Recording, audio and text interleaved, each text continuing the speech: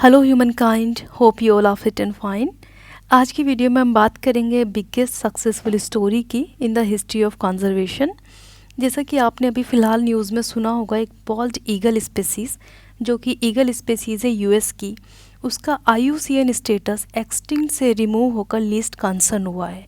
तो यूएस ने क्या स्टेप्स ली थी, किन मेजर्स के थ्रू ये हुआ है, और हम अब इंडिया में किस तरीके से स्टेप्स अप्लाई कर सकते हैं अपनी वाइल्ड लाइफ को प्रोटेक्ट करने के लिए, और हमारे यहाँ पर क्या स्टेटस है ईगल एंड वल्चर का, देखते हैं हम इस वीडियो के थ्रू। सबसे पहले बात करते हैं अमेरिकन बॉल्ड ईगल, जो कि ईगल स्पेसीज़ है यूएस की। उसकी पॉपुलेशन 2009 से 4 गुना बढ़ चुकी है, according to US report US fish and wildlife service 2021। ये आपके सामने बॉल्ड ईगल की पिक्चर है। यहाँ पर आप इसका क्लासिफिकेशन देख सकते हैं। इसका ऑर्डर एसिपिट्रीफॉर्म्स है, जो आपको याद रखना है, क्योंकि एसिपिट्रीफॉर्म्स ऑर्डर के अंदर ही हमारे यहाँ पे ईगल्स एंड वल्चर स्पेसीज़ होती हैं इंडिया में। और बेसिकली ये पूछा भी जाता है एसिपिट्रीफॉर्म्स एंड एसिपिटेडी के अंदर किस तरह के स्पेसीज़ आती हैं। ईगल्स, वल्चर्स, हॉक्स, ये सारी स्पेसीज़ इन ऑर्डर्स में आती हैं। ठीक है, ये जीनस और स्पेसीज़ आपके लिए इंपॉर्टेंट नहीं है। ये बेसिकली कैसे पॉसिबल हो पाया, जो यूएस है वहाँ पे 1972 से डीडीटी को बैन किया गया। ये क्रूशियल स्टेप्स थी इस स्पेसीज़ को प्रोटेक्ट करने की। आखिर इससे क्या फ़ायदा हुआ, ये हम यहाँ पे देखते हैं। सबसे पहले इसकी हिस्ट्री समझते हैं। बॉल्ड ईगल ये नेशनल सिंबल है यूनाइटेड स्टेट्स का, and it was the on the course of extinction like the dodo in 20th century. आप जानते हैं कि डोडो एक बर्ड स्पेसीज थी जो 20th सेंचुरी में एक्सटिंक्ट हो चुकी है, विलुप्त हो चुकी है। वो अब हमारे प्लानेट अर्थ पर अवेलेबल नहीं है। It has removed from the list of endangered species and it is the biggest story in the history of conservation. US ने अडॉप्ट किया था bald eagle as the country's का नेशनल सिंबल इन 1782। 1782 में जो इसकी population थी 1 lakh nesting birds हुआ करती थी, including the Alaska and continental United States, according to American Eagle Foundation. अब उसकी पॉपुलेशन डिक्लाइन करना स्टार्ट हुई 1800 में। उसके फर्स्ट रीज़न था इंटेंसिव हंटिंग। पहले वो फीड भी करने लगे पीपल वहाँ पर, और उसके साथ साथ वहाँ पे एक फेदर हेड का कल्चर भी स्टार्ट हुआ। एक फैशन के थ्रू वहाँ पे हेड्स पहनने लगे जिसमें ये फेदर्स लगे होते थे बॉल्ड ईगल के, या पिक्चर्स में देख सकते हैं। ये सब देखते हुए 1918 में यूएस गवर्नमेंट ने एक ट्रीटी पास की, माइग्रेटरी बर्ड ट्रीटी एक्ट, जिसमें इस स्पेसीज़ को प्रोटेक्ट किया गया। उसके बाद 1940 में bald and eagle protection act आया, एंड आफ्टर दिस जब 1874 में डीडीटी का ये इन्वेंशन हुआ, इसको यूज़ करने जाने लगा to kill the agricultural pest. यहाँ पे आप देख सकते हैं कि एग्रीकल्चरल एरियाज़ में ड्रोन के थ्रू ये डीडीटी का स्प्रे हो रहा है यहाँ पर, और उसका यूज़ उसके साथ साथ जो मलेरिया कॉजिंग मॉस्किटोज़ था उसके लिए भी, उससे प्रोटेक्ट करने के लिए भी होने लगा। ये क्या होता था, जब यहाँ पे एग्रीकल्चर फील्ड के अंदर ये चला जाता था डीडीटी, यहाँ पे वाटर बॉडीज़ में जाता था, वहाँ पे फिशेज़ इसको खा ले, फिशेज़ की जाहिर सी बात है फिशेज़ की बॉडी के अंदर एंटर करेगा, उन पर ईगल फीड करता था। जब ईगल ने उन पर फीड करना शुरू किया तो जो फीमेल ईगल थी वो इस तरीके के एग्स प्रोड्यूस करने लगी, जो कि थिन शेल्ड एग्स थे। इन एग्स की वजह से उनकी लार्ज स्केल पे नेस्टिंग फेलियर हुई, ये एग्स हैच नहीं कर पाती थी, और उसके साथ साथ उसका सिग्निफिकेंट डिक्रीज हुआ ईगल की पॉपुलेशन में। 1963 तक पहुँचते पहुँचते सिर्फ 417 नेस्टिंग पेयर्स वहाँ पे बचे थे यूएस कॉन्टिनेंट में, माइनस अलास्का। 1970 में कैप्टिव ब्रीडिंग प्रोग्राम स्टार्ट किया गया बाय द यूएस गवर्नमेंट। तो ये सक्सेसफुल स्टोरी आखिर कैसे हुई, कितने सारे मेजर्स लिए गए, उसका जो हंटिंग थी उसको प्रोटेक्ट किया, डीडीटी को बैन किया, कैप्टिव ब्रीडिंग प्रोग्राम से स्टार्ट किए, एंड उसके साथ साथ हैबिटेट को प्रोटेक्ट किया गया। अब हम इंडिया का केस देखते हैं कि हम इंडिया में क्या कर सकते हैं। इंडिया में अगर हम क्लासिफिकेशन की बात करें तो ऑर्डर एसिपिट्रीफॉर्म्स के अंदर 2 फैमिलीज़ आती है। सबसे पहले है पेंडियोनिडी, इसके अंदर सिर्फ एक स्पेसीज़ है ऑस्प्रे, एंड दूसरी है एसिपिट्रिडी। ये बहुत ज़्यादा इंपॉर्टेंट है क्योंकि जितनी भी प्रे ईटिंग बर्ड्स हैं वो सभी इसी के अंदर आते हैं। काइट्स, हॉक्स, ईगल्स, ये सब एसिपिट्रिडी में आते हैं। इस फैमिली में टोटल आज के टाइम पे 57 स्पेसीज़ हैं।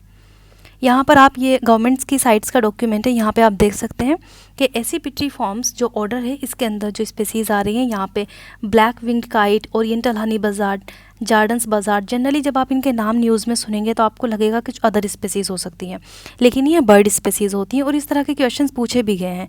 यहाँ पे short toed snake eagle, vulture, तो कितनी वल्चर की स्पेसीज़ और किस तरीके से हम उनको प्रोटेक्ट कर रहे हैं ये अभी हम यहाँ पर देखेंगे।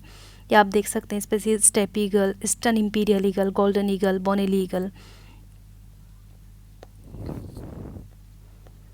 Okay, now you please tell me what is the difference between eagle and vulture. ये आपको सिर्फ एक लाइन में स्टेटमेंट में आंसर देना है कि ईगल और वल्चर के बीच में क्या डिफरेंस होता है। समझते हैं इंडिया की हिस्ट्री। इंडिया में 9 स्पेसीज़ होती हैं वल्चर की, ठीक है, जिसमें white rumped vulture, Indian vulture and slender billed vulture. ये लास्ट 10 ईयर्स में इनका स्टेटस क्रिटिकली एंडेंजर्ड से क्रिटिकली एंडेंजर्ड पे पहुंच चुका है। इंडिया में इतनी बुरी हालत है कि जो वल्चर की स्पेसीज़ है वो बहुत ज़्यादा डिक्लाइन हो रही है उनकी पॉपुलेशन। नाउ अब हम देखें तो हमारे पास 4 स्पेसीज़ क्रिटिकली एंडेंजर्ड की लिस्ट के अंदर आती हैं। ओके, और ये WPA wild life protection act 1972 के शेड्यूल 1 के थ्रू प्रोटेक्टेड है। इजिप्शियन वल्चर इंडिया के अंदर जो कि एंडेंजर्ड कैटेगरी में आता है, और उसके अलावा 3 अलग स्पेसीज़, बियर्डेड वल्चर जो कि नियर थ्रेटेंड है, हिमालयन ग्रीफन वल्चर ये भी नियर थ्रेटेंड है, एंड सिनेरोनी वल्चर ये भी नियर थ्रेटेंड है।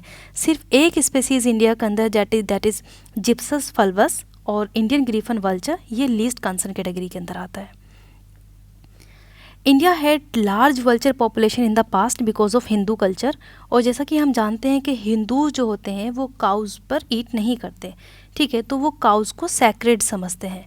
अब जब काउज़ की डेथ हो जाती है, डाइड हो जाती है वो, तो उनको ह्यूमंस नहीं खाते, तो उन पर वल्चर ही फीड करते हैं। इस वजह से वल्चर की पॉपुलेशन बहुत ज़्यादा बढ़ती है because of the Hindu culture. लेकिन अगर वल्चर नहीं होगा तो क्या हो सकता है? फर्स्ट इंपॉर्टेंट पॉइंट कि हमारा एनवायरनमेंट जो है उसका डिग्रेडेशन होगा। एनवायरनमेंट का डिग्रेडेशन कैसे होगा? जो कार्कसेस वहाँ पे पड़े होंगे डंपिंग ग्राउंड पे, उनमें से कुछ गैसेस रिलीज़ होगी जो हमारे एनवायरनमेंट को पॉल्यूट करेंगे। अगर वल्चर होते तो वो वल्चर उनको इजीली खा लेते और हमारा एनवायरनमेंट पॉल्यूट नहीं होता। दूसरा इंपॉर्टेंट पॉइंट है कंटामिनेशन ऑफ वाटर। ये जो बॉडीज़ हैं, जो डेड कार्केसेस होते हैं, इनको अगर वाटर बॉडीज़ में डाल दिया जाए तो वो वहाँ से वाटर बॉडीज़, जब वल्चर नहीं खाएंगे उनको, तो वो वाटर बॉडीज़ को भी कंटामिनेट करेंगे, जिससे पानी सीरियसली कंटामिनेट हो जाएगा due to the rotting of carcasses in water bodies, और उसके बाद वो हमारी बॉडी में इन्फेक्शस डिसीज़ फैलाएगा। Vulture prey population will increase that may carry various diseases like anthrax, rabies and plague. Vulture जिन populations पर फीड करते हैं like the rat and the wild dog, इसके अलावा भी फीड करते हैं, लेकिन मैं इनकी बात कर रही हूँ क्योंकि ये कैरियर होते हैं कुछ स्पेसीज़ को ले जाने के। वाइल्ड डॉग, अब आपको पता है कि वाइल्ड डॉग की वजह से रेबीज़ हो सकता है, रैट्स आपका एंथ्रैक्स, प्लेग, ये सारी डिसीज़ कॉज करता है। ये एक नुकसान होता है अगर वल्चर नहीं होगा। तो दूसरा, एक पारसीज़ का जो कल्चर है उसको हर्ट हो सकता है, क्योंकि पारसीज़ का कल्चर ये है कि वो अपने जो डिसीज्ड पारसीज़ होते हैं, जो कि डेड पारसीज़ होते हैं, उनको हेवन, उनका मानना ये होता है कि वो हेवन में जब जाएंगे, जब वहाँ जो इंटरमीडियरीज होता है उनका वल्चर होता है। जब पारसीज़ की डेथ होती है, किसी भी पारसी की डेथ होती है, तो वो डेड बॉडी को एक साइलेंट टावर के ऊपर रख देते हैं। वहाँ पे वल्चर उन पर फीड करता है, उनको कंज्यूम करता है, और उनकी जो सॉल होती है उसको लाइब्रेट करता है। इस तरीके से वो हेवन में जाते हैं। तो अगर वल्चर्स की पॉपुलेशन अवेलेबल नहीं होगी तो पारसीज़ का जो कल्चर है वो भी हर्ट होगा। ठीक है, अब हम इंडिया में जो वल्चर क्राइसिस देखते हैं कि पॉपुलेशन डिक्रीज़ किस वजह से हो रही है। फर्स्ट, डाइक्लोफिनेक, ये इंपॉर्टेंट रीज़न है जिसकी वजह से इंडिया के अंदर वल्चर पॉपुलेशन डिक्रीज़ हुई है।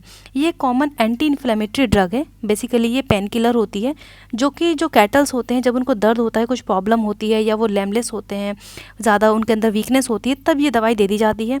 ये वेटेरिनरी डॉक्टर्स के थ्रू दी जाती है, इसको कॉमन मैन नहीं यूज़ करता। ये लेने के बाद, दवाई लेने के बाद जो कैटल्स होती है वो अच्छा फील करती हैं और वो अच्छे से काम करती हैं।